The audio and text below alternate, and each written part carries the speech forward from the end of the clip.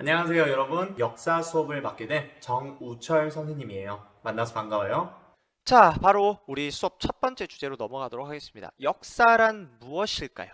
사전에 찾아보면 첫 번째로 인류 사회의 변천과 흥망의 과정 또는 그 기록이라고 사전에 나와 있네요. 인류 사회, 즉 인간이 어떻게 살아왔는지 그 변천, 변화의 과정과 발전하고 망하는 과정, 그것을 그대로 말하거나 또는 그 과정을 기록한 것을 역사라고 한대요. 두 번째를 보면 어떠한 사물이나 사실이 존재해온 연혁 시간대별로 일어난 일들을 역사라고 하고요. 세 번째로 자연 현상이 변하여 온 자취, 자연 현상, 지구상에서 벌어지는 모든 일들이 변해온 자취, 모습이라고 보시면 되겠습니다. 그래서 세 가지가 이렇게 역사에 대한 사전적 정의라고 볼 수 있겠네요. 즉 역사란 인류, 사람이 지금까지 살아온 발자취이자 모습이자 과거에 실제로 일어난 일을 크게 역사라고 한다라는 겁니다. 여러분들 선생님 목소리가 너무 크면 볼륨을 좀 조절해 가면서 들으시면 될 것 같아요. 여러분들의 청각은 소중하니까요. 자, 그럼 다음으로는 역사는 두 가지로 나누어 말할 수 있다라는 겁니다. 자, 역사, 우리 큰 틀로 과거에 이러한 실제의 일이라고 했어요. 근데 이 역사를 세분화해서 작게 얘기해서 두 가지로 나누어서 말할 수 있습니다. 첫 번째, 사실로서의 역사가 있고요. 두 번째, 기록으로의 역사가 있습니다. 사실과 기록, 큰 틀로 그렇게 나눠줄 수 있고요. 이것을 좀 더 다르게 표현하자면 과거에 일어났던 사실로서의 역사, 그리고 오른쪽은 과거에 일어났던 사실에 대한 기록으로의 역사입니다. 그래서 왼쪽부터 봅시다. 정의 첫 번째로 과거에 일어났던 사실입니다. 즉 지금도 시간의 흐름에 따라 1분 전에 있었던 일을 과거라고 하죠. 그 1분 전에 일어났던 사실 또한 역사라고 한다. 사실로서의 역사라고 한다. 그 다음 역사는 과거에 실제로 일어났던 일이다. 뭐 허구, 소설 뭐 이런 게 아니라 판타지 이런 게 아니라 진짜 팩트 과거에 일어난 팩트를 사실로서의 역사를 한다. 세 번째가 역사의 객관적인 의미이다. 객관. 그 누구의 의견도 사상도 생각도 들어가지 않은 정말 팩트 그 자체. 팩트 폭행이라고도 하는 그 자체를 이야기합니다. 그래서 이렇게 말로 정의로만 하면은 이해가 안 되겠죠. 그래서 예시를 보여드릴게요. 선생님의 그 뭐 뇌피셜이라고 볼 수 있는 선생님의 정말 개인적인 지극히 개인적인 예시라고 볼 수 있습니다. 자, 손흥민 선수가 50m 드리블 후 골을 넣었다. 자, 팩트 그 자체죠. 실제로도 이렇게 일이 일어났어요. 그쵸? 팩트 이것만 정했을 때는 사실로서의 역사입니다. 그 다음 페이커, 이게 뭐냐면 e스포츠 리그 오브 레전드라는 게임의 정말 유명한 한국 선수이죠. 페이커라는 선수가 아지르라는 캐릭터를 골랐지만 팀이 졌습니다. 팩트입니다. 아지르를 골랐는데 팀이 졌어. 팩트입니다. 팩트. 자, 사실로서의 역사라는 겁니다. 세 번째, 방탄소년단이 실제로는 아니었지만 가상 생각입니다. 선생님 생각. 자, 부천 라이브 공연을 했다. 자, 실제로 어제 그렇게 공연을 했다고 우리가 예시를 들어봅시다. 실제 방탄소년단이 부천에 와서 어제 열심히 공연하고 갔어. 많은 곡들을 부르고 갔습니다. 그렇게 생각한다면 팩트 그 자체예요. 예시입니다. 오해하지 마세요. 검색하지 마세요. 예시로 선생님이 해준 거예요. 자, 과거에 일어났던 일들을 그냥 딱딱딱 사실만 전달했다. 이게 바로 사실로서의 역사입니다. 자, 다음은 기록으로의 역사예요. 드디어 우리 오른쪽. 과연 그러면 사실과 기록을 왜 나누었나? 그리고 왼쪽은 사실 팩트라고 하는데 오른쪽은 뭐길래 도대체 팩트가 아닌 건가? 그거에 대해서 보자면 자, 과거에 일어났던 사실에 대한 기록이라는 겁니다. 자, 과거에 일어났던 사실까지 맞는데 거기에 추가된 게 뭐죠? 기록이라는 겁니다. 즉 과거에 일어났던 사실을 어떤 사람이 보고 자기 일기장 또는 어떤 이제 문서, 종이에다가 기록을 한 겁니다. 글자, 문자를 사용해서 기록을 한 거예요. 그리고 두 번째가 과거를 기록하는 과정에서 어떤 사람이 과거의 사실을 보고 그대로 적었어. 근데 거기다가 그냥 팩트만 적은 게 아니라 자기의 사상, 생각, 의견을 반영해서 적은 겁니다. 평가를 한 겁니다. 평가, 이거 중요한 말이죠.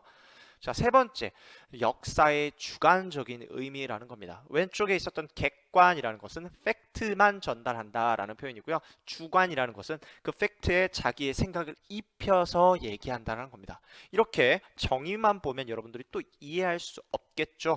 그래서 선생님이 예시를 달아놨어요. 첫 번째, 왼쪽에 있는 예시를 선생님이 활용했습니다. 상대팀이 수비를 못해 손흥민이 50m 드리블 후 골을 넣을 수 있었습니다.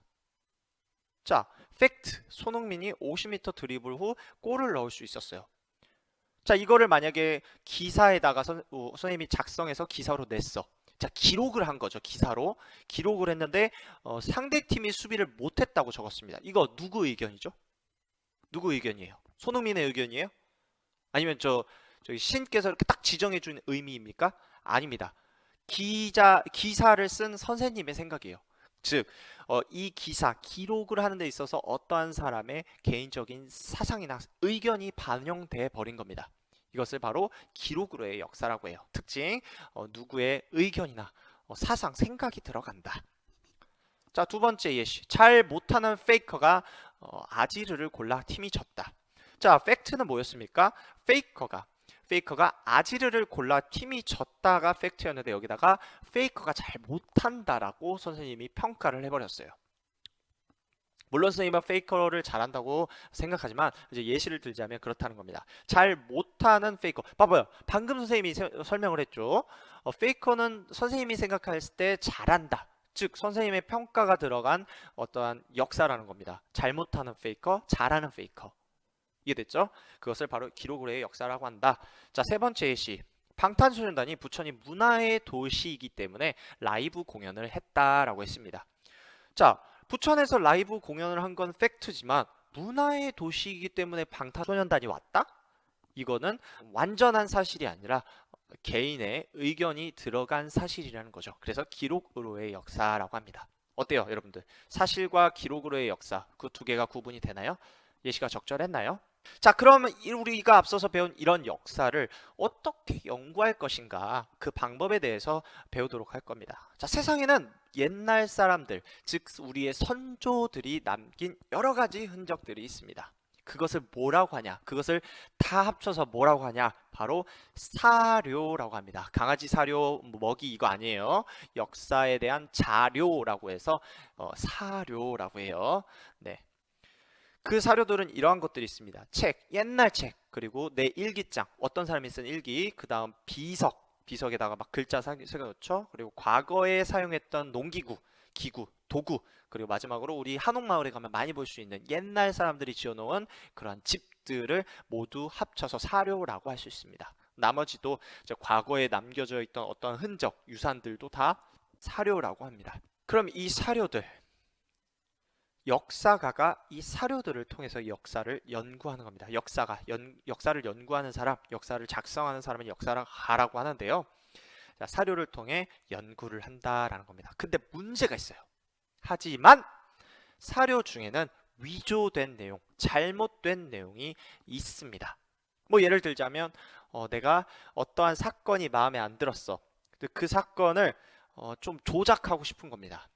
그래서 아름답게 바꾸는 거야. 자기 기준의 아름다운 내용으로, 아름다운 사건으로 기록을 해버리는 겁니다. 그러면 미래의 사람이 봤을 때 그 내용은 이제 위조된 내용으로 비춰질 가능성이 크겠죠. 그 다음 잘못된 내용. 이거는 이제 오해를 해서 잘못 적는 겁니다. 예를 들어 이제 직접 보지 않고 전에만 들은 거야. 야, 누가 그랬다더라. 그랬어? 하면서 자기가 들은 내용으로 오해해서 적는 겁니다. 그것이 바로 잘못된 내용이에요. 그래서 옛날 사료, 과거에서 남겨져서 지금까지 내려온 사료들은 이러한 내용들이 많기 때문에 역사가는 믿을 만한 사료만을 골라서 정확한 의미를 해석하기 위해 노력해야 됩니다. 그런 후에야 역사가는 비로소 역사를 쓰기 시작한다라는 점, 이제 여러분들이 알고 있으면 될 것 같습니다. 자, 다음으로 역사는 왜 배워야 할까에 대해서 배우도록 하겠습니다. 우리 왜 역사를 배워야 될까요? 왜 배워야 될까 한번 살펴봅시다. 왜? Why? 역사를 모른다면 기억을 잃어버린 것과 같습니다. 역사를 모르는 게 어떻게 사람 입장에서 기억을 잃어버린다라고 표현할 수 있을까요? 과거에 일어났던 일을 우리가 알지 못한다면 우리는 현재에서 실수를 할 겁니다. 그리고 미래에도 실수를 할 거예요. 그 예시를 들어볼까요? 과거에 일어난 일을 예시로 지금 상황과 맞물려서 생각해 봅시다. 코로나19. 근데 과거에 유럽에서 이와 같은 상황이 있었어요. 바로 흑사병이라는 겁니다. 패스트라는 병이에요. 그때 유럽 세계 한 3분의 1 정도 되는 사람들이 아니면 그 이상의 사람들이 이제 감염병, 흑사병이란 감염병에 의해서 목숨을 잃었습니다. 그때도 지금과 마찬가지인 상황이야. 집에서 나오지 않고 공기 맑은 곳으로 도망가고 사람 없는 곳으로 도망가고 피난 가고 그랬습니다. 그 상황을 봤기 때문에 그때처럼 다 죽게 해서는 안 된다. 방역을 하고 집에서 사회적 격리를 하고 사회적 거리두기를 실천하고 그래야 된다라는 교훈을 얻게 된 겁니다. 즉 현재의 문제를 해결할 수 있는 힌트를 역사를 배우면서 얻을 수 있다. 교훈을 얻을 수 있다라는 겁니다. 자, 선생님이 방금 했던 이야기에 대한 예시를 다시 한번 들어보도록 할게요. 선생님이 고민한 끝에 이 예시가 제일 적당할 것 같아요. 봅시다. 선생님과 지금 화면 앞에 앉아있는 여러분이 가위바위보 게임을 한다고 생각해 봅시다. 자, 근데 여러분들은 살면서 이러한 가위바위보 게임의 규칙을 가지고 있어요. 어떤 규칙이냐면 가위, 바위, 보를 순서대로 낸다고 생각해 봅시다. 그런 규칙으로 살아왔어요. 여러분들은. 그냥 그래. 그래서 선생님과 가위바위보 게임을 할 때 이기고자 가위바위보라는 순서대로 낼 거예요. 근데 선생님은 여러분들이 그런 규칙을 가지고 있는 걸 몰라. 진짜 몰라. 그래서 처음에 가위바위보 할 때 그냥 내가 좋아하는 걸 내야겠다 생각하고 딱 세 가지 중에 하나를 낼 겁니다. 그래서 가위바위보를 했어. 근데 여러분들은 이미 규칙이 있어서 가위를 먼저 냈죠. 근데 선생님은 그것도 모르고 보를 냈습니다. 이렇게. 그럼 누가 이기죠? 가위가 이기겠죠? 가위. 자, 그 다음 내가 이번에는 기필코 너희를 이기겠노라 라고 생각해서 다시 한번 가위바위보를 할 때 뭘 냈을까? 뭘 냈을까 여러분? 뭐? 잘 모르겠어요? 자, 여러분들은 다음에 뭐네요? 바위를 내겠죠? 그 다음 바위, 두 번째가 바위니까요. 근데 선생님은 하필 그때 가위를 냈습니다. 그럼 또 선생님이 졌어. 자, 다시 정리하면 첫 번째 여러분들이 가위를 냈고 저는 볼을 냈어요. 졌어요. 자, 두 번째 가위바위보 여러분들은 바위를 냈는데 선생님은 가위를 냈습니다. 자, 세 번째 가위바위보 그렇죠? 여러분들은 볼을 냈고 저는 또 주먹을 낸 겁니다. 자, 선생님은 세 판 다 졌어요. 세 판 다 졌어. 그래서 선생님 고민에 빠집니다. 뭐지? 도대체 왜 진 거지? 근데 생각해보니까 여러분들이 가위바위보 순서대로 냈네요. 좋아, 그거다. 분명 여러분들은 가위바위보 순서대로 낼 거다. 그러니 다음 네 번째 대결에서는 나는 가위를 이기기 위해 주먹을 내야겠다. 교훈을 얻게 됩니다. 이겁니다.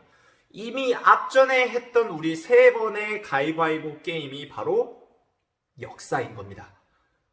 선생님은 그 세 번의 게임 세 번의 게임이라는 역사를 통해서 교훈을 얻었고요. 이제 앞으로 벌어질 네 번째 게임을 이기기 위해서 그 규칙에 따라 이기기 위해서 바위를 낼 겁니다. 이겁니다. 물론 모든 역사가 규칙적으로 계속 이루어질 것도 아니고요. 여러분들 특히 과거에 있던 일들이 과거엔 이랬으니까 약간 변칙적으로 해야겠다 해서 다른 일도 벌어질 겁니다. 예상했던 거와는 다른 일이 벌어질 수 있어요. 하지만 대부분은요, 과거에 일어났던 일이 미래에도 벌어질 가능성이 커요. 그 예시로 아까 얘기했던 흑사병, 패스트와 코로나19와의 연관성도 볼 수 있겠죠. 물론 둘은 다른 바이러스긴 하지만 전염병으로서 전 세계를 위협한다라는 점에서는요, 비슷하다고 볼 수 있죠. 그래서 그 과거에 있던 일로서 교훈을 얻어서 현재의 많은 사람들이 죽지 않게끔 노력하는 인간의 모습, 사람의 모습을 보고 여러분들이 왜 역사를 배워야 되는지 연관지어서 생각해주면 정말 좋을 것 같습니다. 자, 여기까지가 우리가 역사란 무엇인가, 왜 배워야 되는가, 역사가란 무엇인가에 대해서 우리가 쭉 훑어봤어요.